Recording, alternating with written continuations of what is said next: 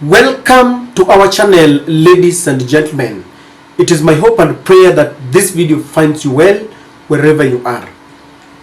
The recent Russia-African summit that was held in St. Petersburg exposed very many things about several heads of states. Our President William Samoei Ruto was also exposed badly. Number one, it confirmed to the whole world that William Ruto is a child of the West and that he cannot do that which the USA does not want. I have repeated here severally that when William Ruto took over office, he started penetrating African Union, talking as the new Pan-Africanist, championing the interest of Africa and speaking about severing ties with the West and stopping relying fully on the West. So when the opportunity came for him to present those views in Russia, he never went. That was the first thing that was exposed. And of course, you know, very many media stations had started calling William Ruto the new Gaddafi.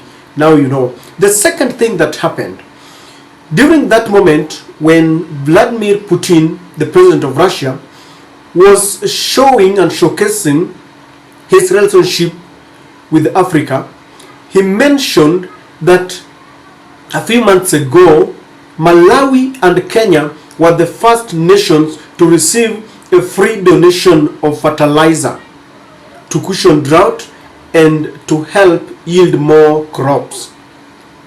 And this was confirmed even in the Kenyan context. On 30th May, the Agriculture Minister Mitika Linturi, together with the Russian ambassador to Kenya, Vladimir, received 34,000 tons of fertilizer from Russia, and he received them in the port of Mombasa.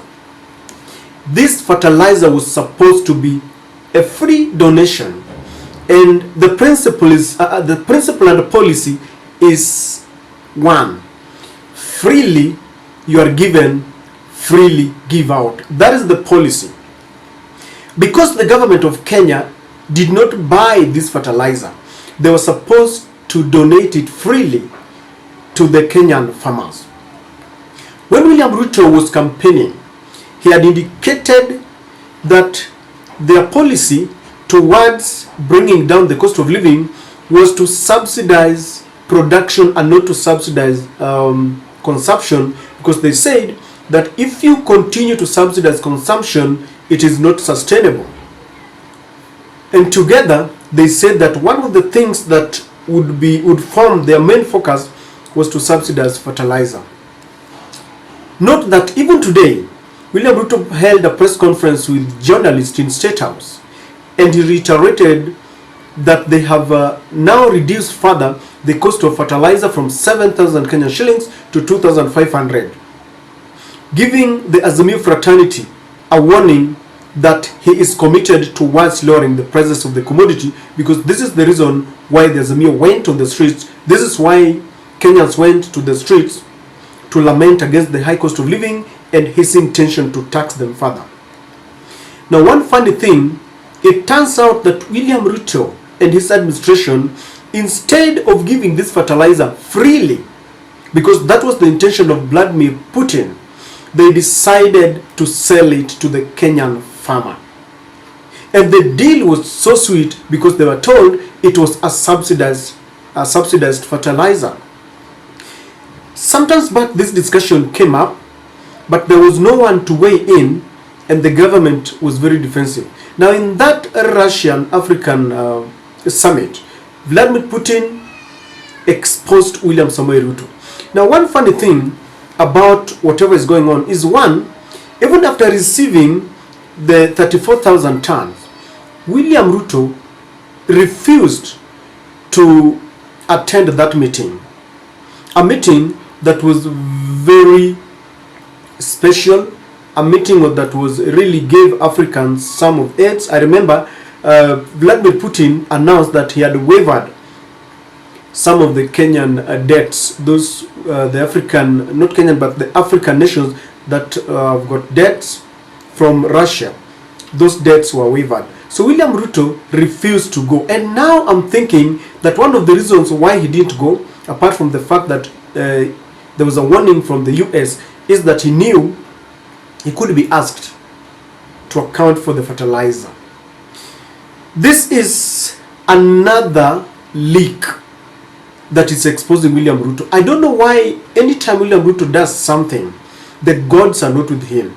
There was a time he had an agreement at MOU with Zambia, and he was supposed to go there and cultivate some maize, then import them to Kenya. It backfired badly after there was some corrupt deals that were leaked out, and that deal has since ended.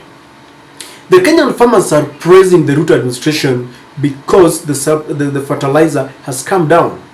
But then, even though that deal is such a sweet deal, they were supposed to be given this fertilizer free of charge. So where exactly did they take the money? This is corruption, because it means this money went into people's pockets. And one of the things that the opposition has accused William Ruto of is corruption. There wasn't any one day during the campaigns when William Ruto stood up on a platform of corruption. He never declared that corruption will be, that there will be zero tolerance to corruption in Kenya. How much money do you think they have pocketed? Assume that there are 34 tons. I don't know how much bags or how many bags that would be.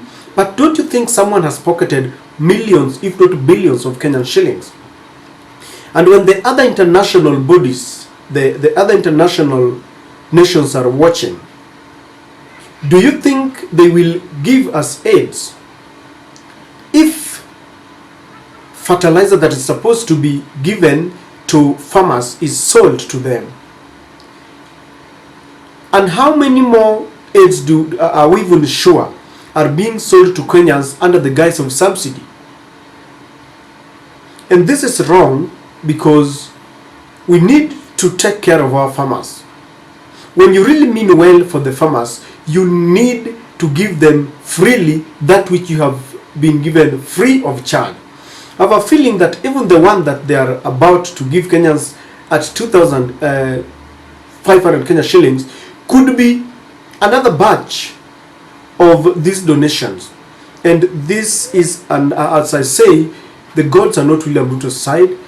He continues to be exposed nationally and internationally. And when you see him speak there, when he stands to speak, you will really look at someone who is like a father who loves the family. You know, this is like your dad who has been given a loaf of bread to give you free. Alafu anakuja pale anakuambia leta hapo shilingi 5. Na wewe unarukaruka kwa sababu umefurahi ya kwamba umepewa mkate na bei rahisi. Really? And it confirms to the fallacy that this government was grounded on. This government continues to hoodwink Kenyans. They started all the way in the campaigns telling the Hustler nations that they would take care of their interests. Now they have to continue lying to maintain what they had started. A family that is founded on lies must employ lies to maintain itself. And I don't know how they're going to come up with this. Hope they're not going to say that it is Uhuru Kenyatta, because I've seen them anytime they are exposed, anytime they are cornered, they say it is because of the former regime. And so, ladies and gentlemen, I really find it very erroneous and very preposterous. It is wrong and should be condemned in every sense possible.